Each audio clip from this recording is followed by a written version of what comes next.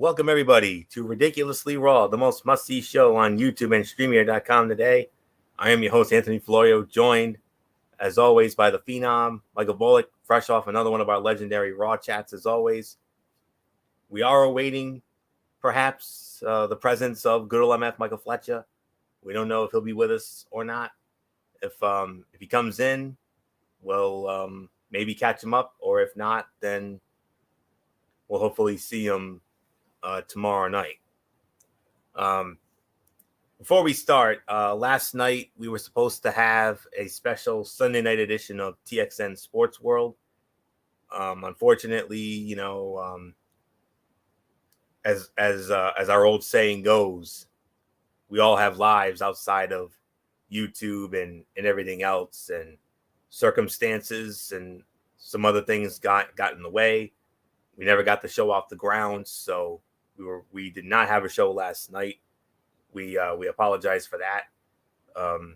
We are hopeful of having a show tomorrow night, and we'll do that immediately following NXT Spring Break-In tomorrow night, a little after 10 p.m. tomorrow night. And we'll do what we were going to do on that show, and that is preview the second round of the NBA playoffs and preview the first round of the Stanley Cup playoffs. And we would also throw in the return of the Rangers Roundup, all on myself and good old MF Michael Fletcher, because that's something we haven't done in 5 years since our New York Rangers have not been in the Stanley Cup playoffs since 2017. So that's why we are, and I think we'll throw that in there as well. We'll maybe have that as the main event tomorrow night. So, but anyways, before we get into the business at hand, which is, of course, Monday Night Raw, as we kick off WrestleMania Backlash week, we're going to start it off with the Celtics chat. And unfortunately, not a good Celtics chat here. Because yesterday, of course, the Boston Celtics started their second round playoff series with your reigning defending NBA champion Milwaukee Bucks, and it was the Milwaukee Bucks who won game number one. Giannis Antetokounmpo had already picked up his dribble and spent half of a Euro step when he realized he had nowhere to go with the ball. Instead,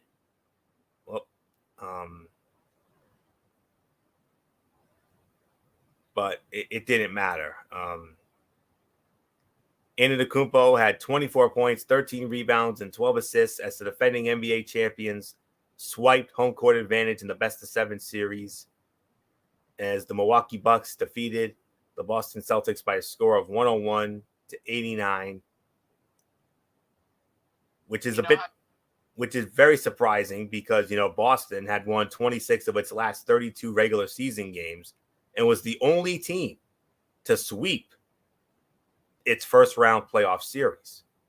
Now Milwaukee has won 4 in a row, having won the last 3 in the first round to eliminate the Chicago Bulls in 5 games. And now this one. Antetokounmpo scored 8 straight Milwaukee points at the end of the first half to bring a double-digit lead into the break. Boston was within 7 in the final minute of the third before going without a bucket for more than 4 minutes, while the Bucks scored 11 of the next 14 points, including the Greek Freak's freakish alley-oop to himself that gave Milwaukee a 94-78 lead, and they never looked back after that. So, in a losing effort, in addition to the Greek Freak, of course,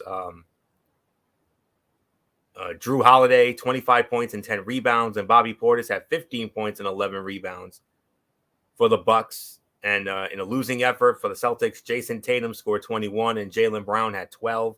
But the two Boston Stars combined to shoot 10 of 31 in the game. Al Horford had a double-double, 12 points, 10 rebounds, who fired up. And the Celtics had attempted 50, which the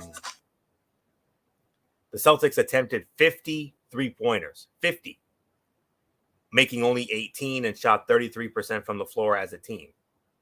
And after shutting down Kevin Durant and Kyrie Irving in a 4-game sweep of the Brooklyn Nets, Boston could not stop Antetokounmpo, even with green hair Defensive Player of the Year Marcus Smart shaking off a shoulder injury. As always, we go to the numbers. We go to the notable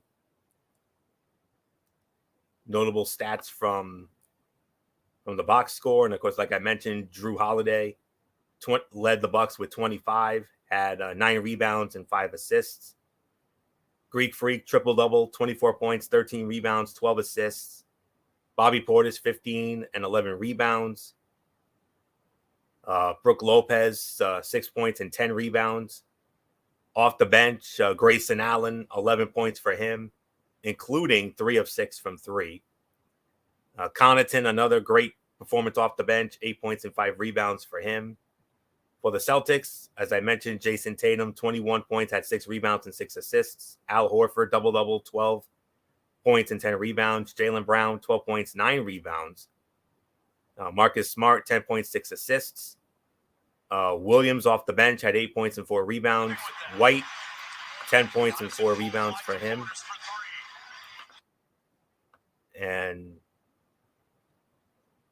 those were the notable numbers in that one. So, all right. So let's get to the team numbers.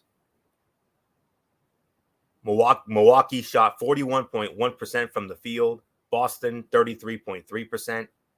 The three-point attempts, despite going 18 of 50, Boston had the slightly better three-point percentage, 36%. Milwaukee, 35.3%, 12 of 34.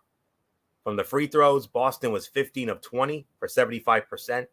Milwaukee, 15 of 21, 71.4%. Rebounding, 54-48 overall for Milwaukee. Each team had 10 offensive rebounds, but Milwaukee won the defensive rebound battle, 44-38. 22-21 in favor of Milwaukee as far as assists. Steals, also Milwaukee, 11-8. Boston won the block battle, 7-5. Milwaukee committed 14 turnovers. Boston committed 18. But the Celtics outscored Milwaukee in points off turnovers, 27-6. That's the only good thing Boston had. But other than that, Milwaukee. Fast break points, all Milwaukee, 28-8. And then points in the paint, 34-20 in favor of Milwaukee. Milwaukee committed 21 fouls. Boston committed 25. Largest lead, Boston's largest lead was 8. Milwaukee's largest lead was 17. And the Milwaukee Bucks win game 1, 101-289. Game number 2 tomorrow night, right back at the TD Garden in Boston. And then they're going to have a 3-day break before they return to before they switch to Milwaukee for game number 3 on Saturday. So that's really all there is to say there. So Michael Bullock, I mean, everything came up roses for you guys in the first round. I mean, a clean 4-0 sweep of a very good Brooklyn Net team. But this series, the Milwaukee Bucks, and especially the Greek Freak with that triple-double, and how this team is doing it without Chris Middleton is beyond me. Yeah, and like you said, I mean, and here's the thing, Florio. I mean, at some point, it could come back to bite them. We just don't know when. But as of right now, the Bucks are like, hey, no Chris Middleton? No problem.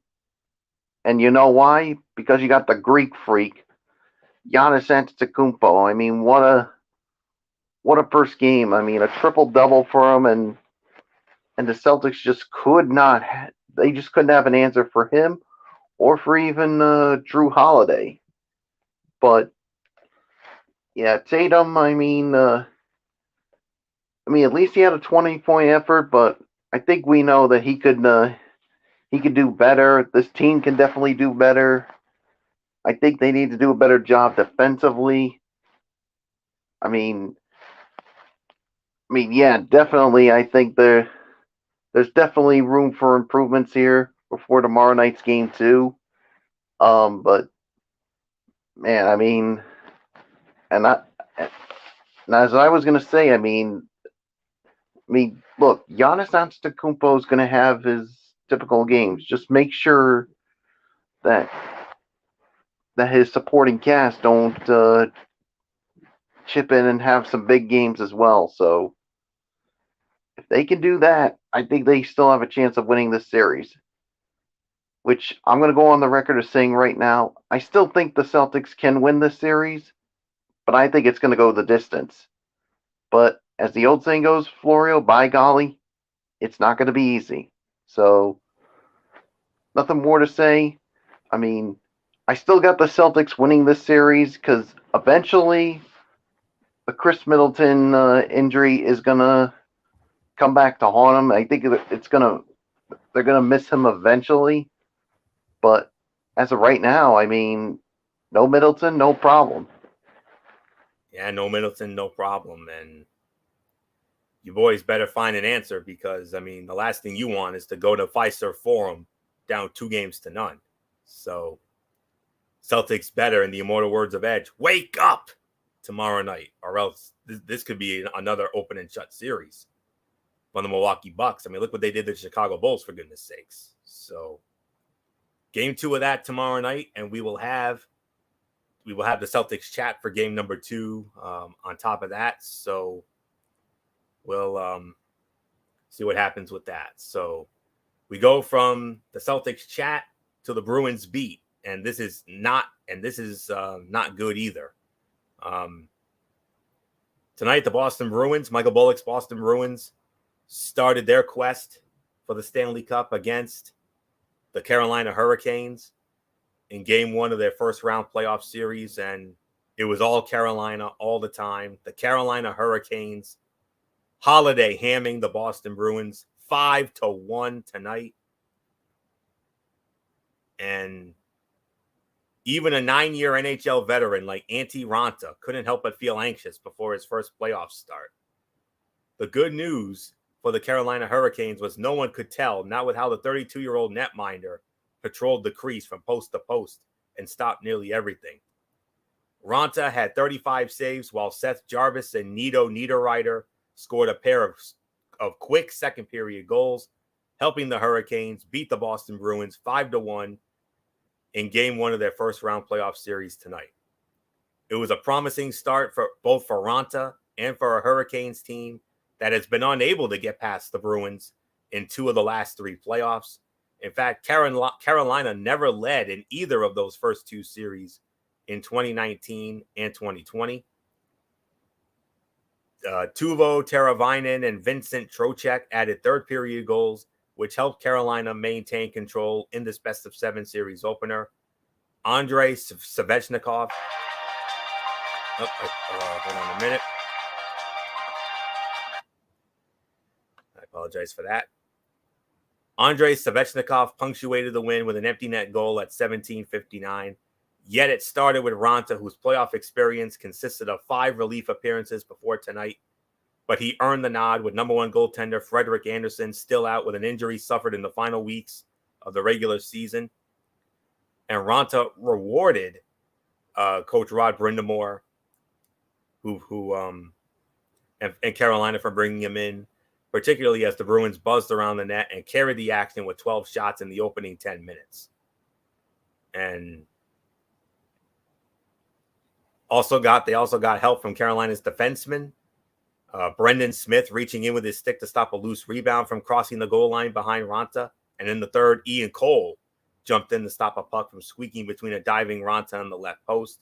And that type of effort, along with a 3-for-3 showing by the league's number 1 penalty kill, helped Carolina negate Boston's 36-25 shot advantage. So with that, we go to the box score here. And for the Carolina Hurricanes, Jarvis and Niederreiter.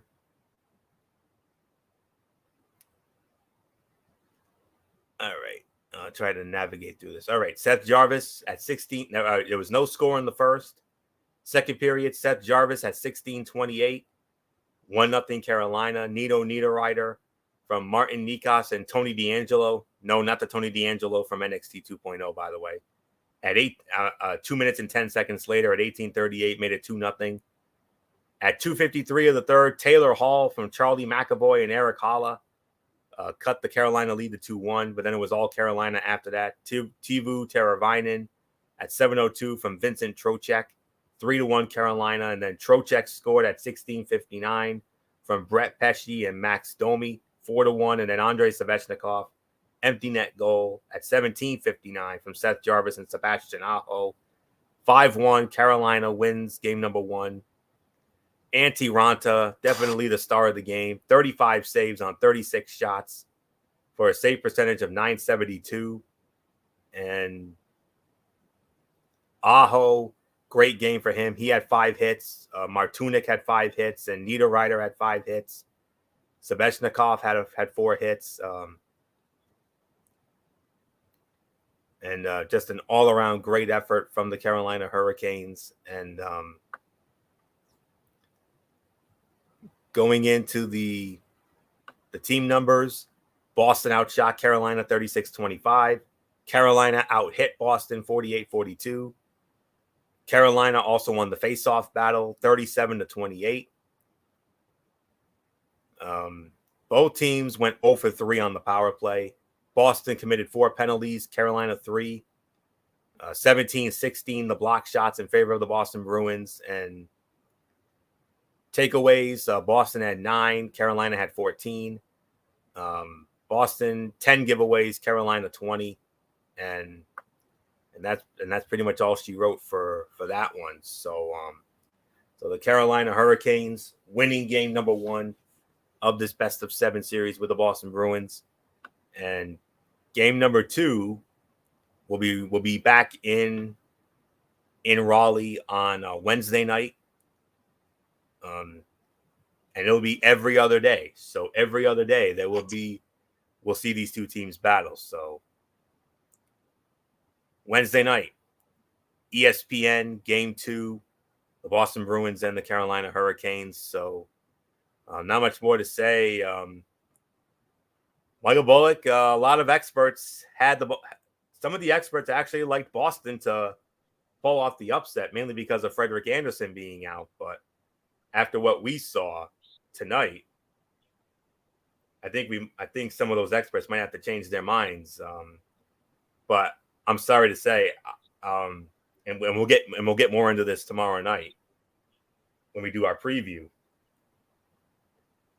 I actually had Carolina winning this series, Andersen or not, because Carolina was just so damn good during the regular season. And I'm sorry, man, after what we saw tonight, it would definitely be a major upset if Boston pulled this thing out. But I don't know. I've got doubts now. Yeah, and unfortunately, I'm with you too. I mean, we knew it was going to be tough for the Bruins against a good Carolina Hurricanes team, and Carolina. I mean, they proved it tonight why they are. They had a really good regular season. I mean, the Bruins did get it close to 2-1 thanks to a goal by Taylor Hall, but it's like as soon as that happened, they were like, enough is enough. It's time to basically put this game on ice, and that's what they did. And yeah, I think Andersen or not, Carolina's going to win this series no matter what. I mean, it's going to take, to me, some kind of a miracle for this Bruins team to win the series. So, yeah, there's really nothing more to add to it. So, let's get on to Monday Night Raw. As we kick off WrestleMania Backlash week. And, well, all right. With WrestleMania Backlash coming up this Sunday night, just about every segment on tonight's show was devoted to building up one of the matches on the pay-per-view card. The Bloodline made another trip to the Red Brand tonight ahead of the group's big 6-man tag match against Riddle, Randy Orton, and Drew McIntyre. With Asuka and Becky Lynch both returning to Raw last week, and Rhea Ripley turning heel and going solo again, Bianca Belair has found herself with multiple people eyeing her Raw Women's Championship. Let's take a look at everything that happened on tonight's show for This Is Ridiculously Raw. This was the go-home episode of Raw before WrestleMania Backlash. Live tonight from the legendary Greensboro Coliseum in Greensboro, North Carolina, on the USA Network as always. And we started it off with the big segment, the Bloodline. Undisputed Universal Champion Roman Reigns, along with the SmackDown Tag Team Champions, the Usos, and their special counsel, Paul Heyman. They cut a promo, and then, Roman cuts a promo after Heyman hyped it. Heyman started it, Roman, the whole acknowledge me thing, and then out of nowhere, a double RKO in stereo by RK Bro takes out the Usos, leaving Roman at a 2-on-1 disadvantage before it became a 3-on-1 disadvantage when Drew McIntyre showed up. But RK Bro stepped aside and said, hey, Drew, you got some unfinished business with this guy, so have at it. And then they went at it, and then eventually the Usos showed up, and then RK Bro showed up, and then all hell broke loose. And all right. All right. So with that being said, it was abrupt, but what we saw before the break did a good job making this feud seem more personal. Had they cut a few minutes from Roman's entrance, they could have done even more with this. Every title reign has a shelf life, and it feels like Roman needs to let somebody else carry the torch for a little while. It took 8 minutes before anyone in the ring said a word. The Bloodline's entrance is way too long and has been for a long time, but it feels like it keeps getting longer. And the Tribal Chief is excellent at telling you exactly how he feels with facial expressions. So, yes, it was a strong and fine opening segment, but didn't really do much. I mean, we're still scratching our heads as to why they decided to get rid of the advertised match, which was scheduled to be that tag team championship unification match, and made it a 6-man tag. I mean, we're still trying to get over that, but our spirits are a little better tonight because, we had a nice little Raw chat as we always do, Bullock and I. So, but anyways, let's get into the first match of the evening. But they did say that all 6 men are going to be on SmackDown Friday night from the Nassau Coliseum in Long Island. So we'll see what happens with that. First match of the night, a 6-man tag team match. Ezekiel teaming up with the Street Profits, taking on Kevin Owens and the Alpha Academy. Winners of the match in 9 minutes and 45 seconds.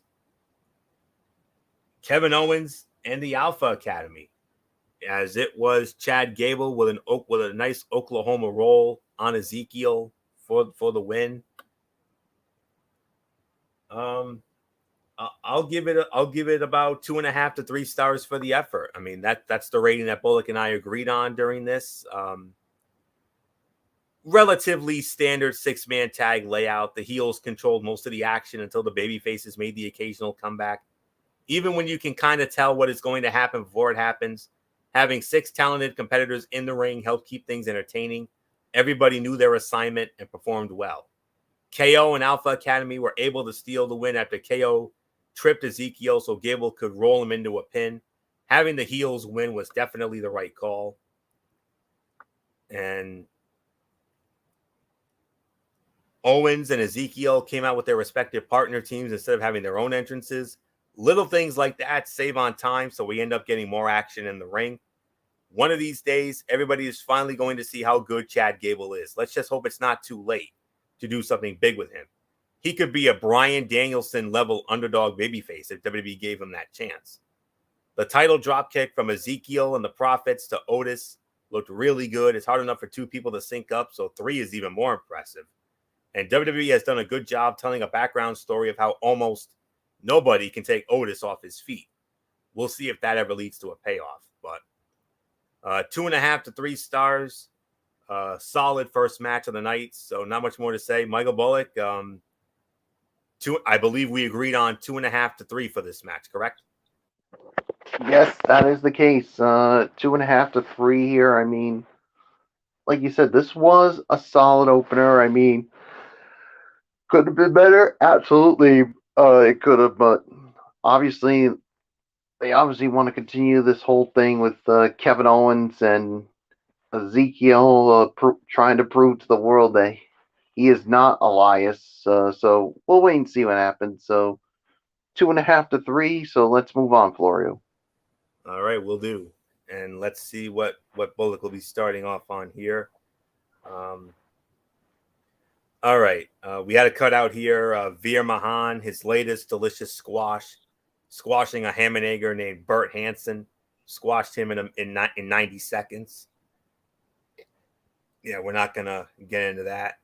But we are going to get into this. Yes, it is a bit of repetitiveness, but it's repetitiveness of the good kind. It was Damian Priest one-on-one with AJ Styles with WrestleMania Backlash implications. As we all know, AJ Styles and Edge will have a WrestleMania rematch on Sunday night. But here's the thing. If AJ Styles won this match against Damian Priest tonight, Damian Priest would be barred from ringside. Winner of the match in an even 11 minutes, it was the phenomenal AJ Styles, winning it with a reverse roll-up for the 1-2-3. After the match, of course, Edge was so PO'd. Edge absolutely went to town on AJ. And Edge and Damian were going for a concerto, but then all of a sudden, out of nowhere, enter Finn Balor Club in Greensboro.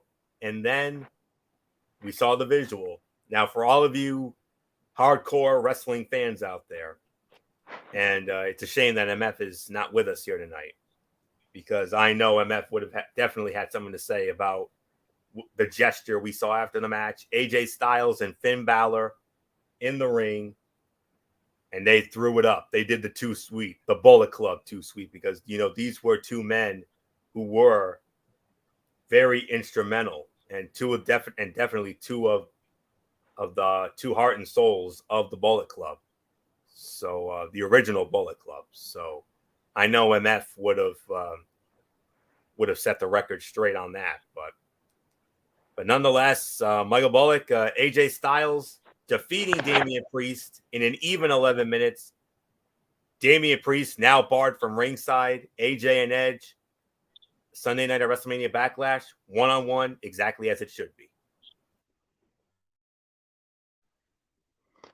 2.5, 2 3/4. I mean, I do have to take some points away because of the roll-up finish by AJ Styles, but obviously he was trying to do what he can to keep Damian Priest away from ringside on Sunday. But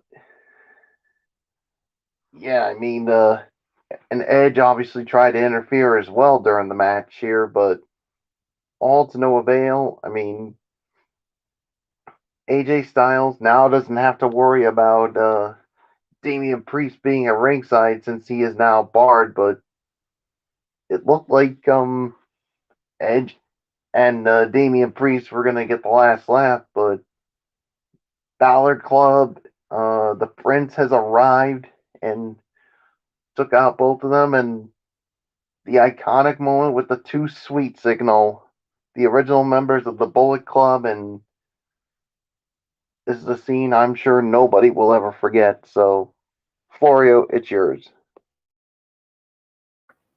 Absolutely. I'm going to be a little more generous on this one, Bullock. I'm even with the roll up finish didn't really bother me. I mean, I could have easily had seen AJ getting a quick win here and then Edge doing what he did. So I'm going to give this 3 to 3.25. And definitely one of the top fights of the night here. This match was given enough time to require 2 commercial breaks, so both men had plenty of opportunities to shine. Styles and Priest have already proved they can put on good matches together, so nobody should be surprised that this one was entertaining. Even though he is a former world champion, Styles did a great job making himself look like the underdog. Priest, as usual, was good at using his size to dominate his opponent. Styles won with a roll-up, and Edge immediately ran into the ring to attack. Finn Balor ran down to make the save and cleared the ring to end the segment. And when Edge and Priest attacked Styles last week, they did it with a lights-out surprise in the locker room. The fact that AJ still got the first punch off makes no sense. He never should have gotten his arm up. They had the drop on him. Getting rid of Edge's very slow-moving throne was a good move. That entrance last week was not as good as WWE wanted it to be. Styles somehow manages to hit the phenomenal forearm perfectly almost every time. It doesn't matter if he is doing it in the ring or on the floor. It always looks good. And as we mentioned, Finn Balor and AJ Styles doing the too sweet gesture to each other got a nice little pop. So yeah, one of the top fights of the night for sure. 3 to 3.25 for me. So then we had Miz TV, and Miz's guest was the returning Mustafa Ali, and then it was interrupted by the United States Heavyweight Champion Theory, and it led into a 2-on-1 handicap match, which they deemed as a championship contenders match, with Mustafa Ali going up against Theory and The Miz. And Theory and The Miz win the match 2 minutes and 50 seconds. And it was The Miz with the skull-crushing finale. And at least it happened in a handicap match and not a standard singles bout. And as Ali got to his feet, Ciampa attacked him from behind. And it looks like WWE has decided this will be Ali's first real feud now that he has returned. I think it's going to lead to some incredible matches.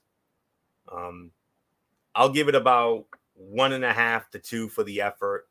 And WWE keeps almost bringing up that Ali asked for his release without actually acknowledging it. It should either be part of the story or not. Trying to have their cake and eat it too just isn't working. When Theory had the ropes open, so Ali fell through them, Ali hit that floor hard. And he seemed fine, but he sold it well. And the dropkick Ali used to send Theory flying off the apron looked really good. So we're going to bypass this. 1.5 to 2 on that. All right. And what's another what's Raw without 24/7 silliness? And we had the latest round of it. There was a segment earlier in the day, and Nikki ASH stole the 24/7 championship from Dana Brooke, and it led into a return match for the 24/7 championship. Nikki ASH defending against Dana Brooke. Winner of the match in a minute and a half, 90 seconds. And once again, the 24/7 champion, Dana Brooke. Dana Brooke regains the title in this. And the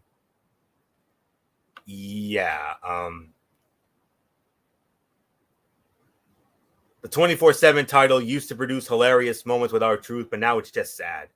There are so many ways they could be using some of these superstars that would be better than this. This was a dud. And that's really all there is to say on that. We're not going to waste any time. Then we had Seth Rollins Appreciation Night, interrupted by Cody Rhodes. And they went at it. And I'll say it like this. That was a solid segment. I mean, nothing too special, but it was another solid segment, but it was not overly spectacular. I mean, fine for what it was. So we're not going to really get into that. Then we had Bobby Lashley squaring off against one of his former partners in the old Hurt Business, Cedric Alexander. Bobby Lashley wins it 2 minutes, 35 seconds with the Hurt Lock. And I'll give it about 1 star for the effort. I mean, it was a short, relatively uneventful match. Everything they did looked fine. They just didn't do much.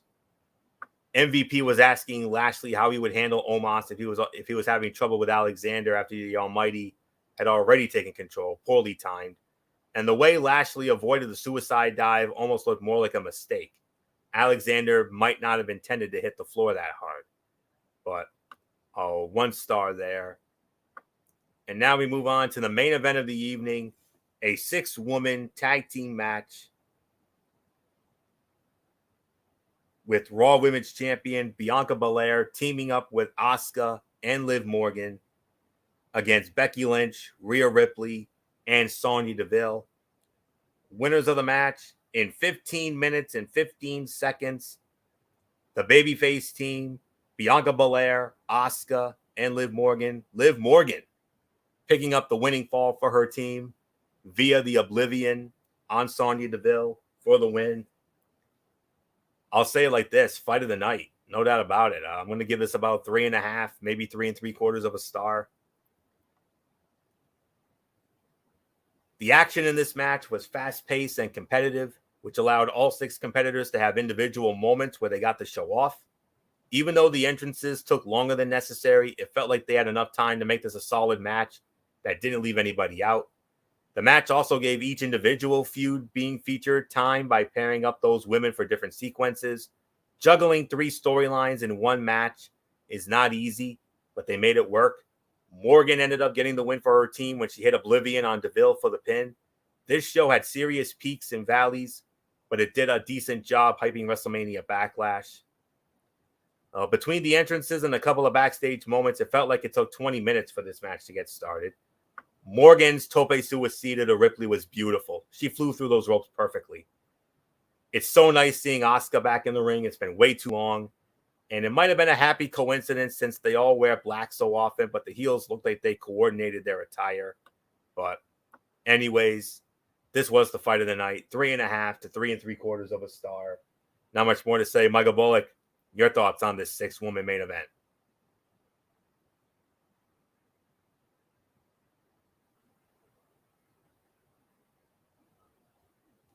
Bullock, are you there? Yeah, I'm here. 6-woman main event. What were we talking about here? The 6-woman tag, that was the main event. What did you give it? 3.5 to 3 3/4. Yeah, 3.5 to 3 3/4 for me as well for the main event here. I mean, a nice win for the face team. And now the question is, Florio, I mean, where do we go from here with all this? Good question. Especially with WrestleMania Backlash Sunday. So, yeah, so there's really nothing more to say. So, but the only thing I do know is that I obviously Liv and Rhea's their feud must continue, and Big Time Bex and Asuka are on a collision course. So, Nothing more to say. And as far as the overall rating goes for this show tonight, I'll give it about maybe 6.5. I mean, there were some good things, but there were some other things that I could have done without with this.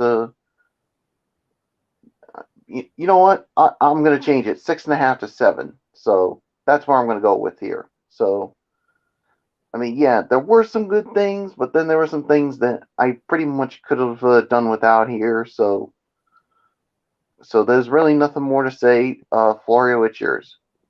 Yeah, I'm with you. 6.5 to 7.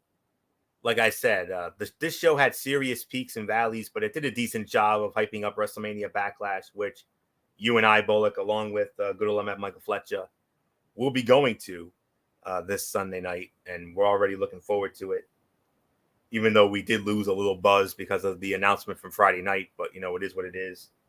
Overall, it was a decent show that didn't feature many new developments heading into WrestleMania Backlash, but it was what it was, and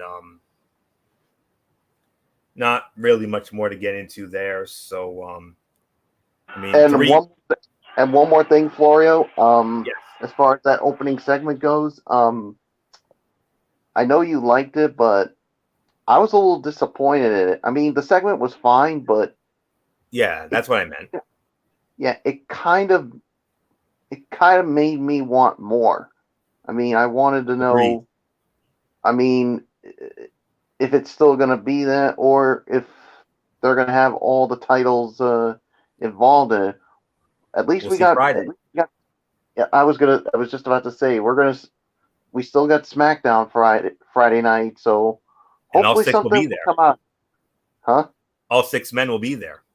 Yes, all six of them will be there, so hopefully something will come out of it because Hopefully. if they stick to a 6-man tag team match with nothing, I mean, it's still going to be a good match, but it's just going to lose that luster. I mean, And it would only give us one title match.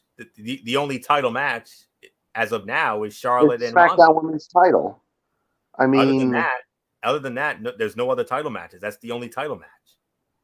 yeah, I mean, to go with a pay-per-view with only one title on the line, uh, And a it's whole a bunch of little rematches. and a whole bunch of rematches. It would make this a pretty disappointing pay-per-view. I mean, I hope I'm wrong, but I hope so too. but you know what? I still got a good feeling about it because you got Seth and Cody that could be a good one. I mean, like I said, the 6-man tag and Edge and the I AJ. Quit match, Edge and AJ. I mean, I Yep, and still the think I it'll Quit. be a good. I still think it'll be a good show, but because with only one title on the line, I think it might take a little bit of the edge off of it. But you never know. With this being in Providence, they could surprise us. So, which they've done many times before. So we'll They wait and sure see. have. So, Yep, sure have. so all right, Florio, you can finish up now. All right. So as I was saying, 6.5 to 7. I'm with you, Bullock, on the rating. Um, 3 good matches and a couple of good segments here and there. The 6-woman tag was definitely the fight of the night.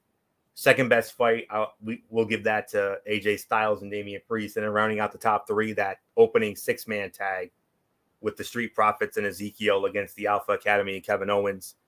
Couple good segments here and there.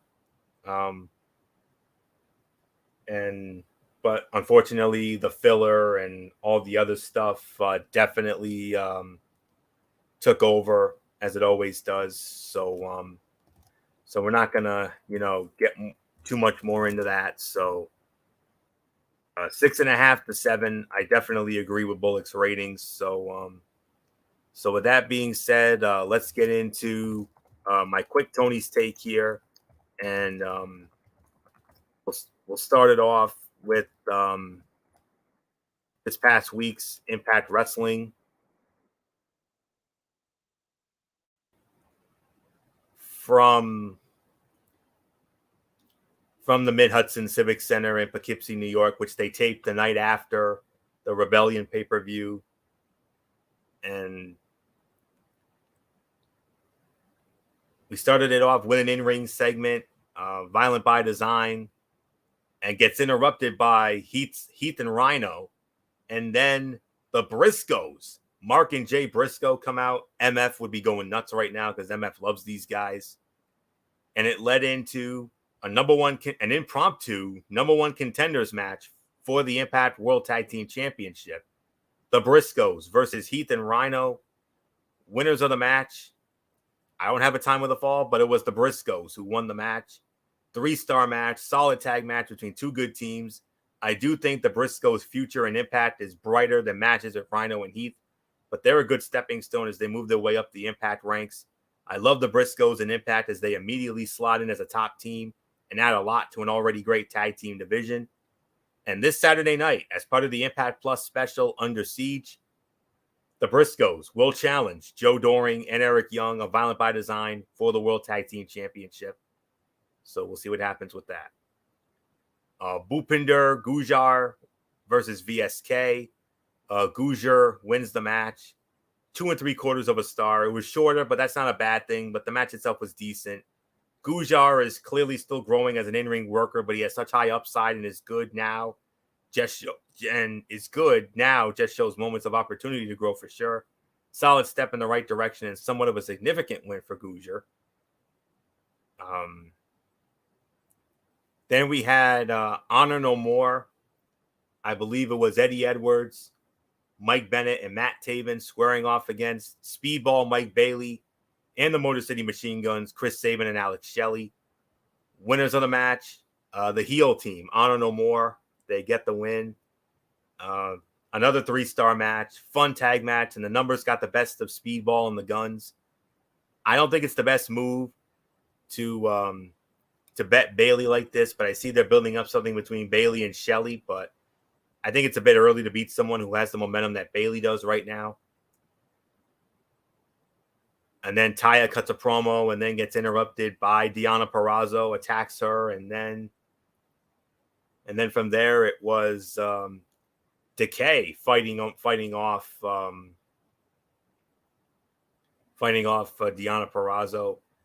And also at the Impact Plus Under Siege special, it will be the return match, Taya Valkyrie, Deonna Purrazzo for the Reina de Reinas Championship. Decay, Jessica Havoc and Rosemary squaring off against Tasha Steelz, the Knockouts champion, and Savannah Evans. Decay wins the match. Another 3-star match. I mean, I enjoyed the match, especially the finish. I get why Tasha loses here, as her heel work got the best of her, but it does seem inevitable that she loses the championship to Rosemary, which is an interesting move if they go that route. I'm not saying they have to do that. It just seems she is way stronger than Tasha. But it's going to be Tasha Steelz defending against Jessica Havoc at this show, at the Under Siege show Saturday night. Main event, the return match from Rebellion, Josh Alexander defending the World Heavyweight Championship against the challenger and former champion Moose. Winner of the match, and still the Impact World Champion. It is Josh Alexander. 4.25 stars, fight of the night. Such a good match, and it only could have benefited from more time to really get into it, but they gave a ton and delivered yet again, this time for a televised match. I was skeptical to see this yet again, but it's smart to let Josh finish this up and move forward. His next challenger is yet another big one, and while I expect Josh to win, it's going to be a significant victory nonetheless, and it now makes a lot of sense why Jonah lost at Rebellion, because the next challenger is the man who beat Jonah at Rebellion, and that is Tomohiro Ishii. So Ishii will now challenge Josh Alexander for the Impact World Heavyweight Championship at the Under Siege special on Impact Plus Saturday night. 7.5 out of 10. Awesome show from top to bottom, and really delivered with solid matches and decent promos. I do think Impact suffers from consistently taping so many segments in one location, but they make the best of it. The matches were what made this show. If you missed the pay-per-view, it feels like they kept things moving throughout the entire set of tapings, because this was a great show. They're building up to another big event this Saturday night, and that should be exceptional as well. Again, Impact really has hit a good stride, and they continue to move at a good pace. So I'm going to see if I can set the table real quick for this next edition of Impact Wrestling that will be going down Thursday night, 8 p.m. on Access TV.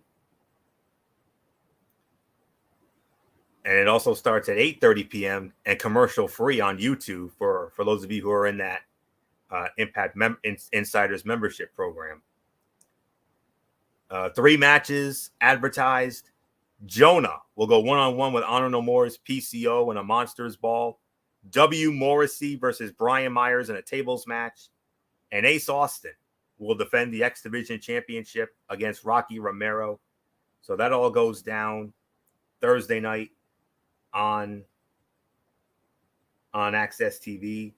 And then from there, Saturday night, Impact Plus presents Under Siege from the Promo West Pavilion at Ovation in Newport, Kentucky, outside of Louisville. And the following matches are as follows. Josh Alexander to defend the Impact World Heavyweight Championship against Tomohiro Ishii. Eric Young, Cody Deaner, or Joe Doring.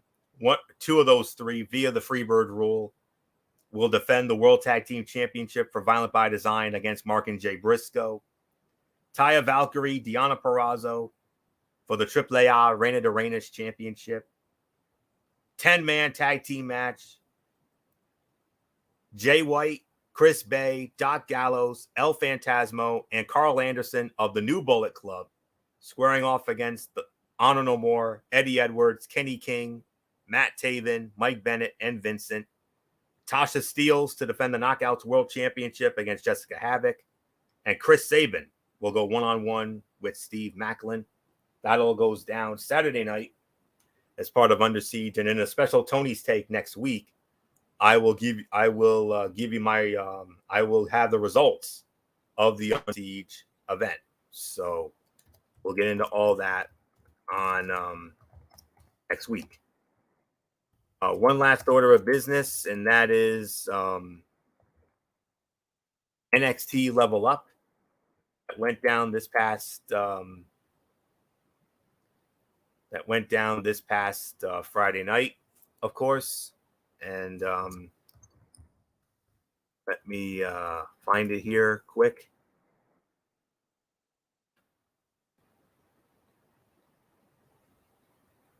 I'm sorry about that. I'm just trying to get my notes here quick. All right. Let me get into this quick. And actually, before I do that, 2 new matches have been added for this week's Impact Wrestling. I just came across this. It'll be Chris Sabin. It'll be Steve Macklin versus let me see. All right. It's going to be Steve Macklin versus Tomohiro Ishii, and Willie Mack and Rich Swann against Chris Bay and Jay White of the Bullet Club. So those 2 matches have now been added to Impact Wrestling on Thursday nights. So we got that. So NXT Level Up started it off with Dante Chen versus Damon Kemp. And it was Damon Kemp winning the match. 5 minutes and 16 seconds. Basic match, but not much happening until the final 30 seconds or so. Kemp needs matches under his belt, and that's the point of the show. 1 star. Amari Miller versus Ariana Grace. And Ariana Grace winning the match in 5 minutes and 17 seconds. Crowd was not happy with that result. This was 5 minutes of holds and then the finish, 0.5 star. And then it was Andre Chase versus Quincy Elliott. Andre Chase winning the match, 6 minutes, 16 seconds. Goofy fun with a hot crowd, 2.5 stars. 6 out of 10. The main event saved this and made it an average show. Again, though, the point is not to have classic matches. It's to get these people out in front of a crowd and get some experience. And it's an easy watch, and I would say watch the main event for a fun performance, I guess. So 6 out of 10, and now that will put the bow on this edition of Ridiculously Raw. We want to thank you all so very much for tuning in, as always. We'll be back with you Tuesday night around 10 or so for a special edition of TXN Sports World. Myself, hopefully Michael Bullock will be back as well, and hopefully we'll have MF back with us as well. I'm guessing work commitments beyond his control kept him from being with us tonight. We're going to preview the second round of the NBA playoffs. We're also going to preview the first round of the Stanley Cup playoffs. And then in a double main event, we're going to have the Celtics chat, Game 2, the Boston Celtics and the Milwaukee Bucks. We'll get into that. And we will also have the return of the Rangers Roundup for provided MF is here, of course, or we'll have to hold it off until MF comes back. But we're hopefully we'll have the Ranger Roundup as well, as we'll get into Game 1 for the New York Rangers against the Pittsburgh Penguins. So we'll see what happens. So that'll be Tuesday. Wednesday, we got Wednesday Night Madness, hosted by good old MF Michael Fletcher, hopefully. And we'll get into NXT 2.0 and AEW Rampage. And then Thursday, very special edition of TXN Sports World, as it will be our annual NFL draft recap special, team by team grades, as we've always done it. And then Friday, we got the Cerebral Smack Talk with MF, and you know the routine, Friday Night SmackDown, AEW Rampage.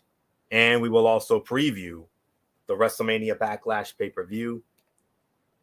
And then we'll put our heads together and come up with the rest of the content after that. So that's it. So until tomorrow night for a special edition of TXN Sports World, this is Anthony Florio here on behalf of all of us here at Talking Wrestling TXN and TXN Sports World. Good old MF Michael Fletcher, the Phenom Michael Bullock, and the First Lady Dee Dee Woodson. You know the routine, everybody. Thumbs up. Talk to you later. Yeah. Throw it up Fortune 4 style. Bye for now, my friends. God bless. Be good to each other.